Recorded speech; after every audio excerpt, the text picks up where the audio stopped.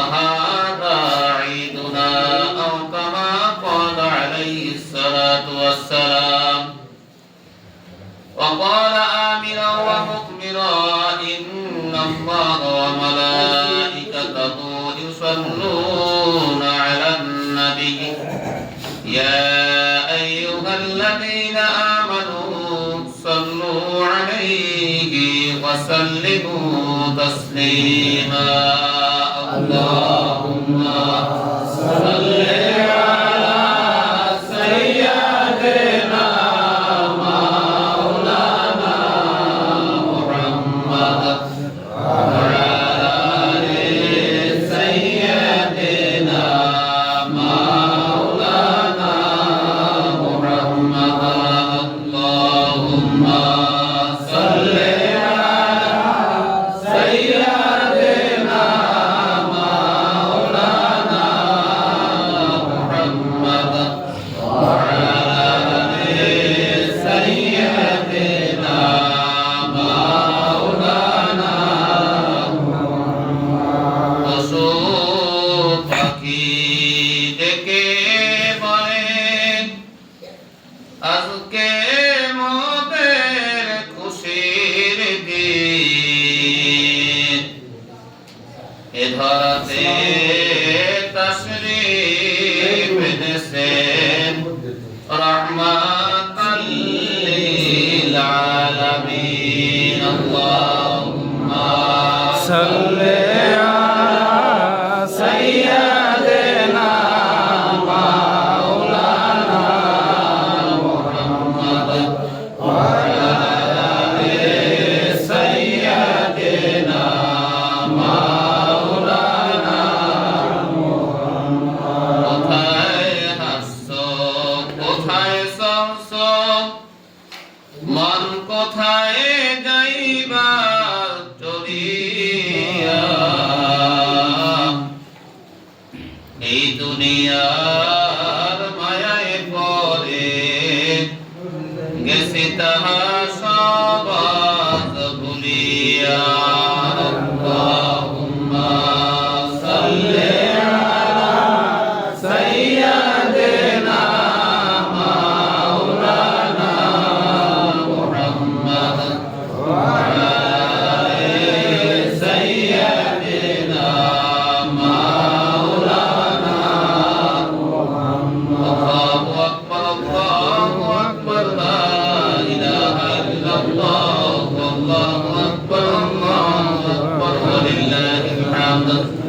الله أكبر الله أكبر لا إله إلا الله الله أكبر الله أكبر ولله الحمد الله أكبر الله أكبر لا إله إلا الله الله أكبر الله أكبر ولله الحمد সকল আল্লাহ শুকরিয়া আদায় করব আলহামদুলিল্লাহ আলহামদুলিল্লাহ আল্লাহ পাক রব্বুল আলামিন আমাদেরকে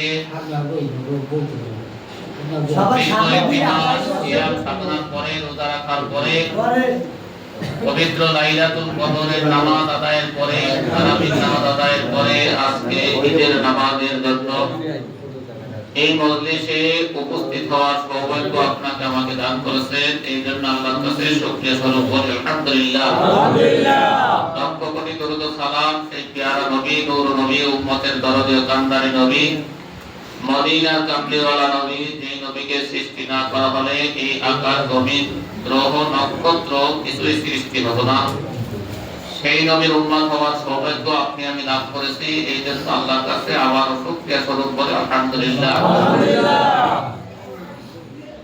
আল্লাহ পাক রব্বুল আলামিন মহাগ্রন্থ আল কোরআন কারীমের মধ্যে বলেছেন আলাম ইয়ালাম বি আন্নাল্লাহ ইয়ারা মানুষ কি ধারণা করে যে আল্লাহ তাকে দেখে না আলাম ইয়ালাম তারা কি ধারণা করতেছে বি আন্নাল্লাহ ইয়ারা আল্লাহ কি তাদেরকে কি করে দেখে আল্লাহ কি করে দেখে এজন্যই অন্য আয়াত আছে আইনামা তাকুনু ফাসাম্মা আল্লাহ তুমি যেখানেই থাকো সেখানেই বসে আল্লাহ গুণগান করো আল্লাহর নাম নাও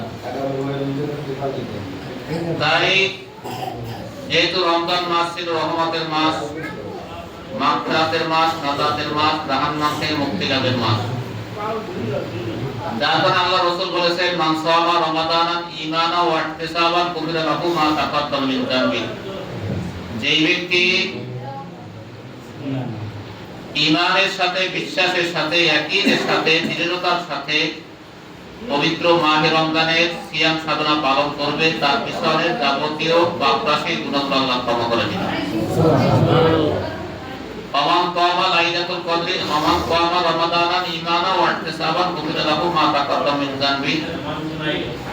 যদি কোনো ব্যক্তি রাতে দাঁড়িয়ে দাঁড়িয়ে যেই ব্যক্তি নামাজ আদায় করেছে, সেই ব্যক্তিরও আল্লাহ পাক রব্বুল আলামিন তার পিছনের গুনাহগুলো আল্লাহ ক্ষমা করে দিবেন। সুবহানাল্লাহ। তাহলে এই হাদিসে আরেকটি পাঠ আছে, অংশ রয়েছে যে আমান কামা লাইলাতুল কদরে ঈমানান। যে ব্যক্তি লাইলাতুল কদরের রাতে দাঁড়িয়ে দাঁড়িয়ে ইবাদত করেছে, আল্লাহ পাক রব্বুল আলামিন ওই ব্যক্তিরও পিছনের গুনাহ আল্লাহ ক্ষমা করে দিবেন। সুবহানাল্লাহ। তাহলে আমরা পাইলাম যে এইগুলো আমরা পিছনের আমল গেছে। এই তিনটা আমল হলো, একটা রোজা রেখেছি, এরপরে তারাবির নামাজ আদায় করেছি, তারাবির পরে আমরা সবাই লাইলাতুল কদর তথা শবে কদরের নামাজও কি করেছি, আদায় করেছি। এই লাইলাতুল কদরের অর্থাৎ যেদিন শুরু হয়েছে লাইলাতুল কদর বা শবে কদর, যেদিন শুরু হয়েছে 21 তারিখ দিবাগত রজনীতে। 21 তারিখ দিবাগত রজনীতে যখন লাইলাতুল কদর শুরু হলো, শুরু হওয়ার সাথে সাথে আল্লাহ পাক রব্বুল আলামিন হযরত জিবরাইল আলাইহিস সালাতু ওয়াস সালামকে ডেকে একদল ফেরেশতা সহ এই দুনিয়ার বুকে পাঠিয়ে দিয়েছে। জোরে বলেন না সুবহানাল্লাহ। একদল ফেরেশতা দুনিয়ার বুকে জিবরাইলের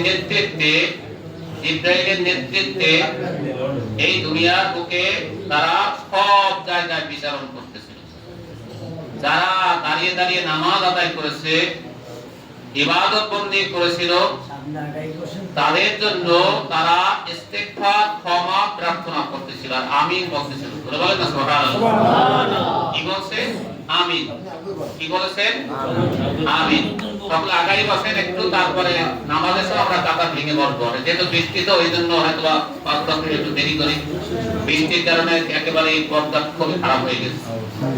তা যেটা আমি বলতেছিলাম, যখন জিবরাইল সাল্লাল্লাহু আলাইহি ওয়াসাল্লাম সব জায়গায় দাঁড়িয়ে দাঁড়িয়ে তারা করতেছিল, করার পরে তারা হয়তোবা এখন দুনিয়াতে আমরা কিন্তু জিন, শয়তান বা ফেরেশতা এদের কাউকে আমরা দেখতে পাই না, এদের কাউকে দেখতে পাই না, কিন্তু তারা আমাদের দেখতেছে। তারা আমাদের কি দেখতেছে? এই বিপরীতটা হবে পরকালীন জীবনে। অর্থাৎ আমরা সব কিছু দেখতে পাবো, আমাদেরকে তারা দেখবে, আমাদেরকে আর শয়তান ধোঁকা দিতে পারবে না। যদি এই দুনিয়ার বুকে যার ঈমানটা দৃঢ় থাকবে, মজবুত থাকবে, সেই দৃঢ়তার সাথে সে ওখানেও ঈমানের উপর অটল থাকবে। যখন ওই নামাজীরা যখন নামাজ পড়ে, এই ফেরেশতারা সব সময় বিরাজ করতেছে। আজকে জিবরাইল সহ সকল ফেরেশতারা আজকের ঈদের নামাজের পরবর্তী পর যখন ঈদের নামাজটা শেষ হয়ে যাবে, তখন সাথে সাথে জিবরাইল সেই অর্থাৎ তার ফেরেশতা সহ আমল সহ সব কিছু নিয়ে আল্লাহর কাছে হাজির হয়। দরবার না সুবহানাল্লাহ। আমরা একটা বরকতময় সময়, অর্থাৎ মহত্ব যে ফজিলত নিয়ে আমরা কিন্তু পরিচিত আছি ফেরেশতাদের সাথে। এজন্যই সকলেই ফেরেশতাদের সাথে আমরা তাল মিলিয়ে সকলেই পড়ি আল্লাহু আকবার, আল্লাহু আকবার, লা ইলাহা ইল্লাল্লাহ, আল্লাহু আকবার, আল্লাহু আকবার, লিল্লাহিল হামদ, আল্লাহু আকবার, আল্লাহু আকবার, লা ইলাহা ইল্লাল্লাহ, আল্লাহু আকবার, আল্লাহু আকবার, লিল্লাহিল হামদ, আল্লাহু আকবার, আল্লাহু আকবার, লা ইলাহা ইল্লাল্লাহ, আল্লাহু আকবার, আল্লাহু আকবার, লিল্লাহিল হামদ। যখন ঈদের নামাজটা শেষ হয়ে যাবে, আল্লাহ পাক রব্বুল আলামিনের কাছে ফেরেশতারাকে হাজিরা দিবে। হাজিরা দেওয়ার পরে তখন আল্লাহ জিজ্ঞেস করবে যে তোমরা কোথা থেকে এসেছো? বলবে যে আমাদের তো আপনি নির্দেশ দিয়েছিলেন জিবরাইল ফেরেশতার মাধ্যমে যে আমরা দুনিয়ার বুকে যারা কদর থেকে শুরু করে ইবাদত বন্দেগীতে রত ছিল, ইবাদত বন্দেগীর পরে যখন তারা ঈদের নামাজ আদায় করেছিল কুল বিফাদলিল্লাহি ওয়া বিরহমাতিহি, কোরআনের আয়াত। অর্থাৎ তারা যে ঈদ উদযাপন করেছিল, এই ঈদের পরে আমরা তাদের আমলটুকু এখানে নিয়ে এসেছি। জোরে বলেন না সুবহানাল্লাহ। জিবরাইলকে আল্লাহ লক্ষ্য করে বলেন, হে জিবরাইল তুমি শোনো, তাহলে যদি কোনো বান্দা যখন কোনো ব্যক্তি যখন কোনো কর্মচারী যখন শ্রম দেয়, শ্রম দেওয়ার পরে সে কি প্রাপ্য হয়, এই কথা বলার পরে আল্লাহ পাক রব্বুল আলামিন বলেন, তাকে উত্তর দেয় ফেরেশতারা, যদি কোনো শ্রমিক শ্রম দেয় তাহলে তো তার প্রতিদানটা দিয়ে দাও সেই সাথে সাথে। আল্লাহ রাব্বুল আলামিন বলে, তাহলে শোনো আমার বান্দারা, দীর্ঘ একটি মাস সিয়াম সাধনার পরে তারা রাতের বেলা দাঁড়িয়ে দাঁড়িয়ে নামাজ আদায় করেছে, দিনের বেলা রোজা পালন করেছে, পালন করার পরে ঈদ উদযাপন করেছিল। ঈদ উদযাপন করার পরে যখন তারা ঈদগাহ ময়দানে এসেছে, যাও দাও দাও তুমি ওই সকল বান্দাদের প্রত্যেকের কাছে বলে দাও যে আমি ওই সকল বান্দারা যা আছে আমি তাদেরকে তা দিতেছি এবং তাদের জীবনের সকল গুনাহগুলোকে আমি ক্ষমা করে দিয়েছি। এজন্যই আমরা ঈদের নামাজ আদায় করতে এসেছি। এই ঈদের নামাজে কিছু করণীয় বিষয় ছিল, পিছনে কিছু করণীয় বিষয় ছিল, এরপরে সামনে কিছু করণীয় বিষয় আছে। যেমন সকাল বেলায় ঘুম থেকে ওঠার পরে ওযু করে নামাজ পড়ার পরে এরপরে বেজর সংখ্যা খেজুর খেয়ে ঈদগাহ ময়দানে আসা সুন্নাত। 3টা বা 5টা আমরা রাসূলের হাদিস অনুযায়ী 3টা বা 5টা খেজুর খেয়ে আসা এটা সুন্নাত। এটা কি সুন্নাত। এরপর যখন সে পথে পথে আসবে, আসার সময় সে মনে মনে তাকবীর বলবে, ঈদগাহ মাঠে বসে তাকবীর বলবে, আল্লাহু আকবার আল্লাহু আকবার লা ইলাহা ইল্লাল্লাহ আল্লাহু আকবার। এটার কারণ হলো এটাই, এখানে অনেক জ্ঞানী গুণী মুরব্বী বাবারা রয়েছে, এরপরে সবাই কম বেশি কোরআন হাদিস অনেকেরই জানা আছে। সূরা বাকারার 185 নম্বর আয়াত, যে আয়াতটার মধ্যে আল্লাহ পাক রব্বুল আলামিন রোজা শুরু হওয়ার থেকে একেবারে ঈদ পর্যন্ত সব কিছু বিধান ওই একটা আয়াতের মধ্যে আল্লাহ বর্ণনা করেছেন। অর্থাৎ শাহরুর রমাদান, রমজান মাস, আল্লাযী উনজিলা ফীহিল কোরআন, অর্থাৎ যেই রমজান মাসে কোরআনে কারীম অবতীর্ণ হয়েছে, আল্লাহ নিজেই বলেছেন। এখন আমরা সকলেই অন্য হাদিসের একটা অংশ বলতেছি যে যখন আমরা এক ব্যক্তি যখন মৃত্যুবরণ করে, যখন আমরা মৃত্যুর পরে জানাজা দেওয়া হয়, জানাজা দেওয়ার পরে আমরা সেখানে কি সবাই উপস্থিত হই, উপস্থিত হওয়ার পরে কবরস্থানে যাই না, যাই না? যাওয়ার পরে কি করি, যখন তার মাটিটাটি সব দেওয়া হয়, 3 টুকরা মাটি হাতে নিই না, নেই না?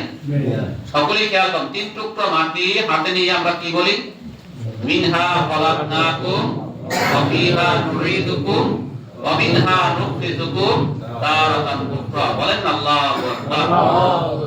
এটা কিন্তু কোরআনের আয়াত, সূরা তাহার আয়াত, মিনহা খলাকনাকুম। হয়তো আপনি আমি শুনতে শুনতে মুখস্থ হয়ে গেছে, এটা কোরআনের আয়াত। এটা এখন আল্লাহ রাসূল, এই হাদিসটা হযরত আবু হুরায়রা থেকে বর্ণিত আছে, আল্লাহ রাসূল একদিন এক আনসার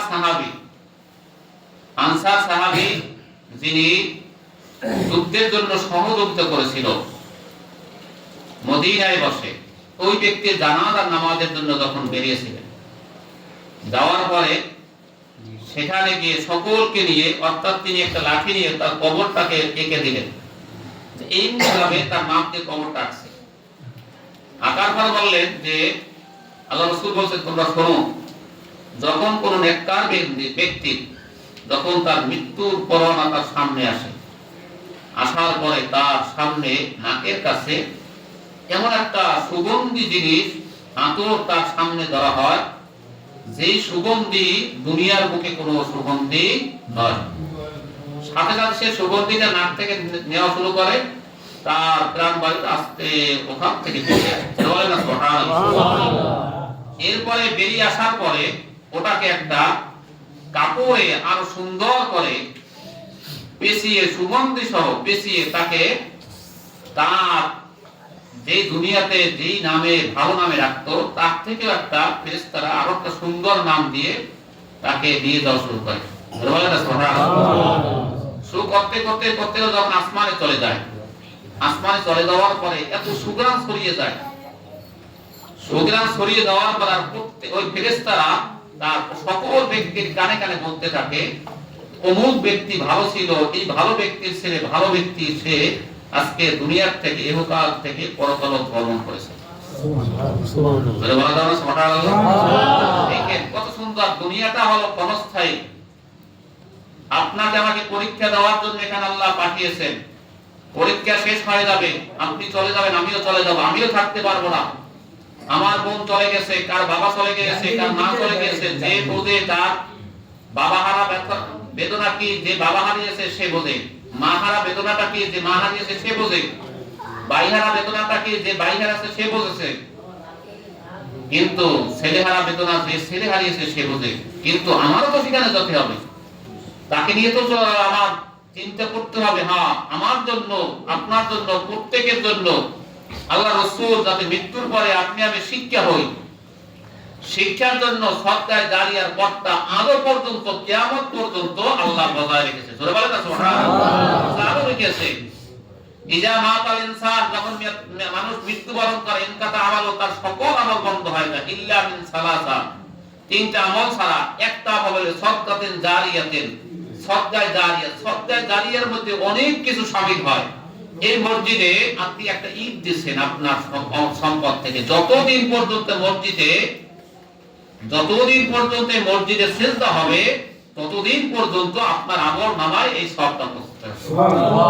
দোয়া করুক না করুক, সদকায়ে জারিয়া, কোন মাদ্রাসা বলেন, মসজিদ বলেন, রাস্তা বলেন, ঘাট বলেন, হ্যাঁ, কাউকে 10টা টাকা দিলেন, উপকার করলেন, এটা সব সদকায়ে জারিয়া। এই সবটা আপনার আমল নামায়, অর্থাৎ কিয়ামত পর্যন্ত আমার কবরে আপনার আল্লাহ পৌঁছে দেবে। বলেন না সুবহানাল্লাহ।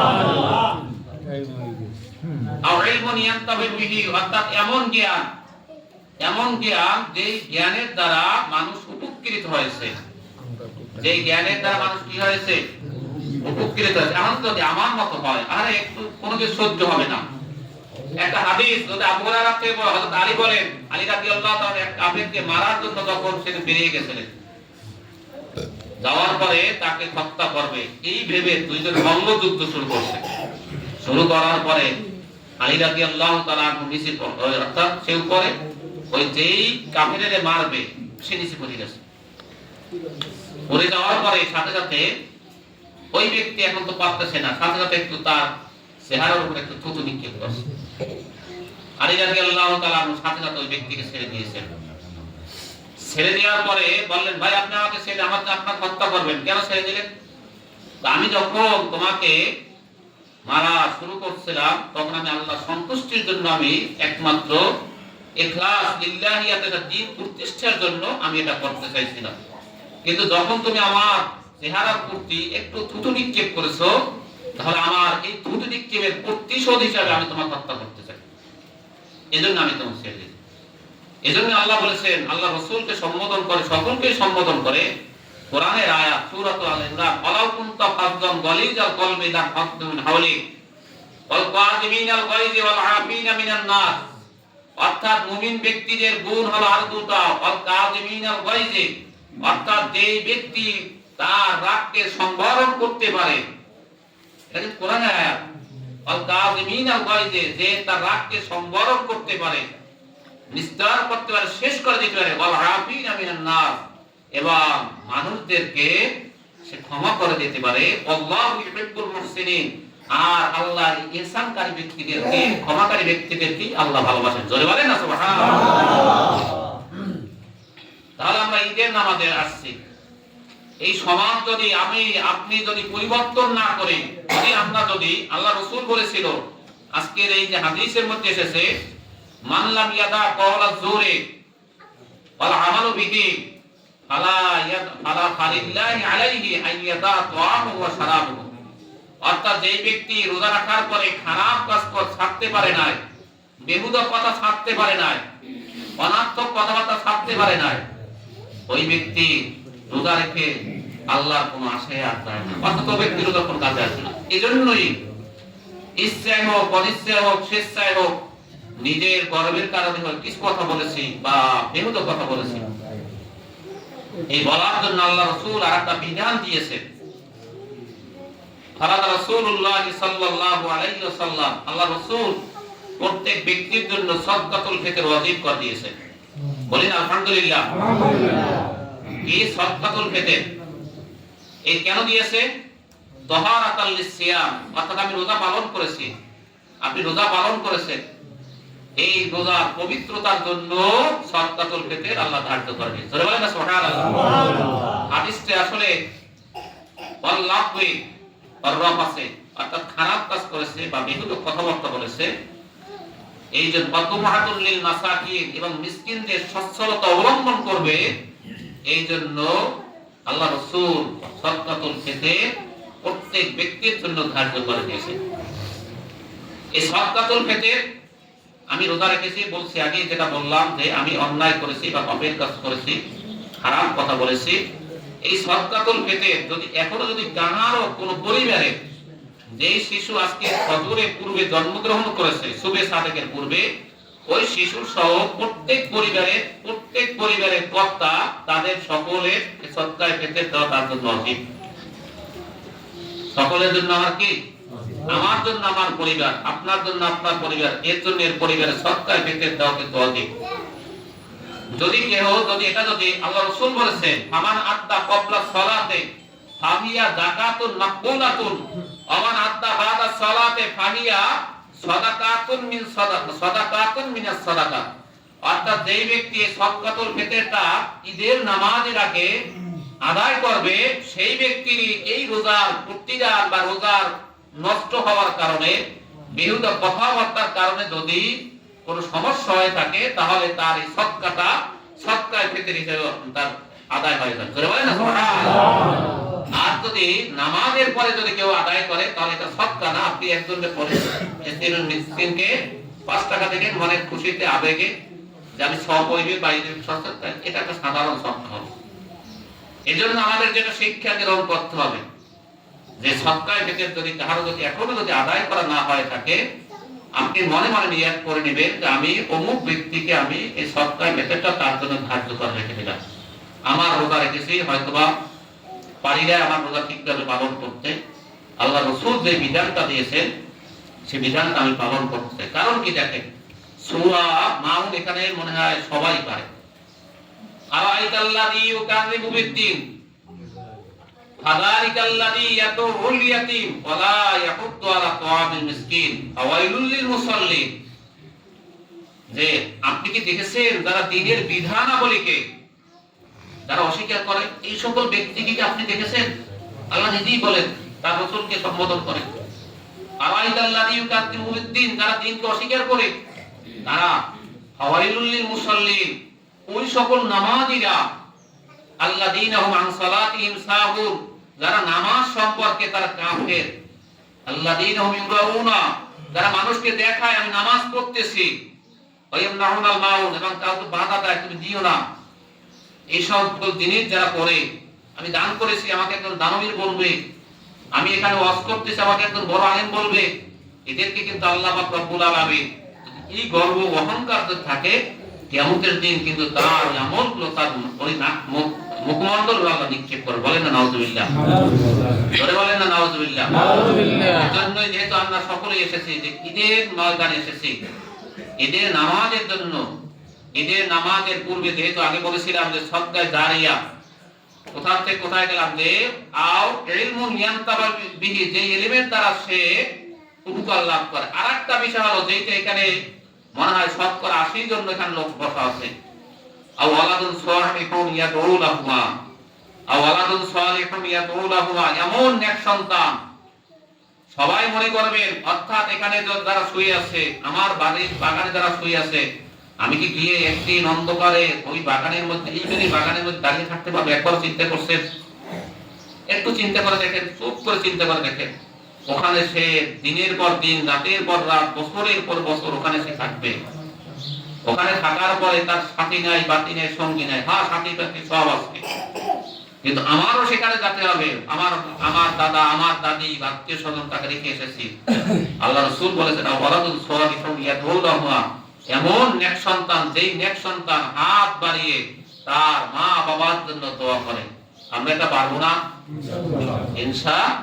নামাজ শেষে আপনারা বলবেন, কোনো কথা হবে না, একটু যদি তারা যদি একটু যদি আমার থেকে যদি একটু নেকি পায়, তাহলে আমার পরবর্তী প্রজন্ম যারা আছে তারাও আমার জন্য এমনি একটু দোয়ার একটা ব্যবস্থা করবে। এগুলো তিনটা, এই পথটা কিয়ামত পর্যন্ত আল্লাহ চালু রাখবে, বজায় রাখবে। শুধু তাই না, যেটা বলতেছিলাম, ওই ব্যক্তি যখন তার ওই যে রুহটা নিয়ে যখন আসমানে চলে যাবে, যাওয়ার পর বলে কোথা থেকে, একটা সংক্ষেপেই বলতেছি, কোথা থেকে তোমরা বলছো, অমুকের ছেলে অমুকের তার লাশ এত সুন্দর সুগ্রাম তার শরীর থেকে যেতে যেতে যখন তার ইল্লিনে একেবারে সর্বোচ্চ মাকামে আল্লাহর কাছে যখন উপস্থিত হাজিরা দেয়, বলছে যে এই কার ছেলে তুমি কার থেকে নিয়ে আসো, আমি তো অমুকের ছেলের অমুকের নিয়ে এসেছি। ফেরেশতারা বলে, আল্লাহ বলেন না না না, তার তো এখানে রাখার জায়গা নাই, কারণ তার শরীর বডি তো নিচে রয়েছে, জমিনে রয়েছে। কোথায় রয়েছে? জমিন। আল্লাহ সাথে সাথে কোরআনের আয়াতকে ওখানে ওই হাদিসের মধ্যে এসেছে, মিনহা খলাকনাকুম ওয়া ফিহা নুঈদুকুম ওয়া মিনহা নুখরিজুকুম তারাতান উখরা। বলেন আল্লাহু আকবার। আয়াতটার অর্থটা কত সুন্দর। মিনহা খলাকনাকুম, এই মাটি যখন আপনি লইলেন, আল্লাহ বলেন এই মিনহা খলাকনাকুম, আমি তোমাকে এই মাটির থেকেই সৃষ্টি করেছি।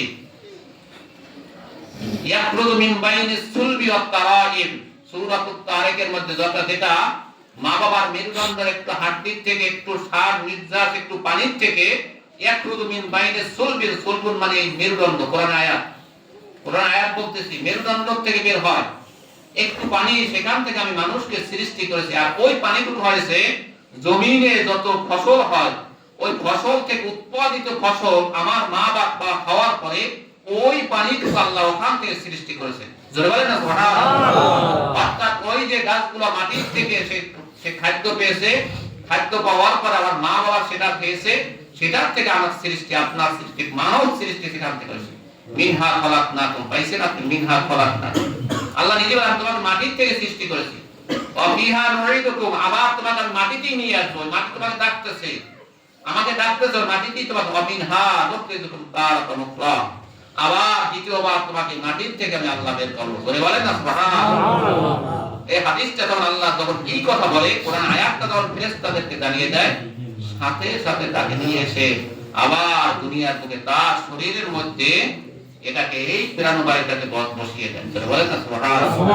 যদি বিশ্বাস না হয় বাবারা, যদি বিশ্বাস না হয়, তাহলে আপনি একটু যদি খেয়াল করেন, কোরআনে কারিমে সূরাতুল ইয়াসিন অনেকেরই মুখস্থ আছে। অর্থাৎ ওই যে সবুজ শ্যামল গাছগুলো দেখেন, ওখানে যদি কেউ যদি আগুন দিয়ে দেয়, দেখবেন ওই গাছগুলো জ্বলতে থাকবে। আল্লাহ বলছেন তুমি একবার চিন্তা করে দেখো কিভাবে আমি সবুজ শ্যামল গাছ থেকে আমি অগ্নি বের করে দেই। আল্লাহ আগুন বের করে না? আবার আপনাকে আমাকে, আমি যেমন প্রকৃতি আছি এর চেয়ে হয়তো ভালোভাবে আল্লাহ আপনাকে আমাকে আবার পরকালের জীবনে উঠিয়ে দেবে। সুবহানাল্লাহ। এজন্যই কিন্তু যেটা এই হাদিসটা অনেক বড়, যখন তাকে দাফন করা হয়, আপনারা একটা কথা মনে রাখবেন, দাফন করার পরে সবচেয়ে কঠিন জায়গা প্রথম ঘাটি হলো কবর। প্রথম ঘাটিটা কি? কবর। আমার যদি আত্মীয় স্বজন মারা যায়, আমি যদি সেখানে নেতৃত্ব দেই, যেমন আমি একদিন, এই যে আমার বউ মারা গেছিল, একজন এই বলছে যে এইখানে এখানে আলোচনা করবে, এই করবে, আমি বলছি দরকার নাই, সে তো মহিলাদের তো রাতের আধারে দেখতে হইবে। দুনিয়াতে কতদূর পর্দা করতে পারছে কিংবা সেটা জানি না, কিন্তু তাকে রাতের আধারে তো দিতে হবে, এটাই নিয়ম, হাদিসের নিয়ম। তারপরে সামাজিকতার খাতিরে আমরা দুই চারজন যত কম লোক পারা যায় এটি আমরা জানাজা দিয়ে আমরা দাফন করে দিই। ঠিক আছে, আলহামদুলিল্লাহ, কোনো সমস্যা নেই, ফেতনা নাই, কোনো ফেতনার কোনো ই নেই। এই হুজুর আমার সাথে রাগ হয়ে গেছে, আর বলছি ভাই আমার তো খুব, কারণ এখানে বসে এই মহিলার সম্পর্কে আপনি কি বলবেন, কি জানেন মহিলার সম্পর্কে? আমি কি জানি? আমি জানতে পারি। এই আপনি গেল, সে ওই বিয়ে দেশের 50 বছর আগে, সে যাই কি জানবে যে ওই বেরিয়ে ওই বউ কিভাবে সে চলছে? বলতে পারবে? তাহলে এই মহিলার সম্পর্কে আমি বলার পর আরো ওই মহিলা আরো সে আযাব প্রাপ্ত হইল, শাস্তি হইল, ওখানে তো আমি যাই দাঁড়াইতে পারবো না। এই জন্য আপনাদের কাছে একটা আমল, এই কাজটুকু করবেন, যখন জানাজা হয়ে যায়, জানাজা হওয়ার পরে ওই কবরস্থানে আপনারা যারা নিজেরা আছেন তারা যাবেন, আলেম থাকলে আলেমকে নিয়ে দাঁড় করাবেন, দাঁড় করানোর পরে ওই কবরটাকে আপনি তার পাশে, মানে ওই যে কবর বন্ধ করেন, বা সূরা আপনাকেও শিখিয়ে যে সূরা কাফিরুন, সূরা ইখলাস, সূরা নাস, সূরা ফালাক তার পাশে দাঁড়াইয়া আপনি পড়বেন। পড়ার পরে সেখানে ওই কবরটাকে চারদিক বন্ধ করে দিবেন, কারণ আল্লাহ রাসূল বলেছেন যে তোমরা এখানে দাঁড়াও, এক সাহাবী কবরের কাছে গিয়ে দেখতেছে তাকে আযাব হচ্ছে, কবর চেপে আসছে। হাতে তার বলছে তোমরা এখানে দাঁড়াও, দাঁড়িয়ে তার জন্য দোয়া করো। যে দোয়া করে সাথে সাথে কবরটা একবার প্রশস্ত করে দিয়েছে। বলেন সুবহানাল্লাহ। কারণ আল কবর আউয়ালুল মানাজিলুম মিন মানাজিলিল আখিরাহ, অর্থাৎ পরকালীন জীবনের প্রথম ঘাঁটিটাই হলো কবর। যদি এই কবরে যেই ব্যক্তি নাজাত পেবে তার পরবর্তী সকল ঘাঁটিগুলো সব সহজ হয়ে যাবে। সুবহানাল্লাহ। এইজন্য আপনারা সেখানে যাবেন, কি বলবো ওটা দেখার বিষয় না। এখন অনেক জায়গায় আছে যারা বিশেষ করে আগের আমার যারা ওস্তাদ ছিল তাদের কিন্তু আমি 100 গেলে অর্জন করি। আর এখন আলেম হইতে কিছু লাগে না, অর্থাৎ যাই ভর্তি হইবে হেতু পড়বে, হেতু পড়ে না আর কিতাবটার ভর্তি হইবে, বাস কয়েকদিন পরে সে মাওলানা হয়ে গেছে। আর তারাই সে দেবে মাসলা দরকার বলে বাবা তোর মতলব তুই থাক, আমার মতলব আমি চাই। আমি তো বুঝছি আমার বেদনাটা, তোর তো কিছু হইবে না। আমি তো আর আপনার ছেলে মরছে এই জন্য মারা গেছে, আমি তো আর এই বেদনা বুঝবো। আপনি চাইবেন আমার ছেলের জন্য যাতে ভালো থাকে সেখানে, কিন্তু আমি তো ওটা চাবো না। আমি যদি বলবো যে আমার ঘাটা আমি দেখাই যাবো, এটা হতে পারে না। এই জন্য তাদের জন্য তখন দাঁড়িয়ে দোয়া করবেন, আল্লাহ তাকে তুমি ঈমানের উপরে তাকে বহাল রাখো। এটা বলা যাবে না ইনশাআল্লাহ। কারণ কি আমি আপনাদেরকে হাদিস এখনো বলি, তারপর যখন তাকে মাটির নিচে রাখা হয় তখন এক ব্যক্তি বলে এই যে তোমার দিন কি? প্রথম যে মান রব তোমার রব আল্লাহ। ওমান দিন তোমার দিন কি? দিনুল ইসলাম। ওমান হাযা রাসূল, এই ব্যক্তিকে বলেন হাযা রাসূল নবিয়ুনা মুহাম্মাদিন সাল্লাল্লাহু আলাইহি ওয়াসাল্লাম, অর্থাৎ এই ব্যক্তি আমার নবী। তো কোথায় পাইছো? তো পাইছি আমরা কোরআনে জানছি, হাদিস শরীফের মধ্যে জানার পর আমি এটা জানছি। সাথে সাথে তার পাশে একজন লোক নিয়োজিত করা হবে। কি করা হবে? অর্থাৎ এমন একজন লোক, এমন সুন্দর চেহারা, যে চেহারা সে দুনিয়াতে বুকে কখনো দেখে নাই। বলছে তুমি কে? বলছে আমি হলাম ওই ব্যক্তি তুমি দুনিয়ার বুকে যে কোরআন তেলাওয়াত করেছিল বা সদকার কাজ করেছিল, ভালো আমল করেছিল, তোমার নেক আমলগুলো আল্লাহ পাক রব্বুল আলামিন তোমাকে পাহারা দেওয়ার জন্য আমাকে এখানে নিযুক্ত করেছে। জোরে বলেন না সুবহানাল্লাহ। আল্লাহ বলেন সাথে সাথে আল বিসুল ফিরাসাল জান্নাহ, তুমি যাও ওই বান্দার জন্য কবরের মধ্যে তুমি জান্নাতে বিছানা বিছিয়ে দাও। সুবহানাল্লাহ। এইজন্যই যেহেতু আমরা আসছি, আসার পরে এখন আমরা যেহেতু লোকজন আসা প্রায় হয়ে গিয়েছে, এখন আমরা একটু পরে নামাজ আরম্ভ করব, যেহেতু ঈদের নামাজ। তাহলে নামাজের পরে আপনারা বসার চেষ্টা করবেন। যদি দোয়া হবে, খুতবা শোনা, যখন নামাজের পরে খুতবা শোনা ওয়াজিব, চুপ করে, এটা কিন্তু সুন্নাত রাসূলের, কথা বলা যাবে না। খুতবার পরে যদি কারো ব্যক্তিগত প্রয়োজন থাকে তার আস্তে চুপ করে চলে যাবে। আর যেহেতু ঈদের দিন কোলাকুলি করে, এটা সুন্নাত, কোলাকুলি করবে। আর পথে পথে তাকবীর বলবেন। মা বাবা মুরব্বী যারা আছে তাদের জন্য দোয়া করবেন। আল্লাহ পাক রব্বুল আলামিন আমাদের সকলকে পবিত্র মাহে রমজানের ওসিলায়, রোজা সিয়াম পালন, সিয়াম সাধনার ওসিলায় আল্লাহ যেন আমাদের সকলকে মাফ করে, সকলকে কবুল করে। আমিন। আলহামদুলিল্লাহি রাব্বিল আলামিন। আসসালামু আলাইকুম ওয়া রাহমাতুল্লাহি ওয়া বারাকাতুহু। ঈদের নামাজের নিয়ম বলতেছি।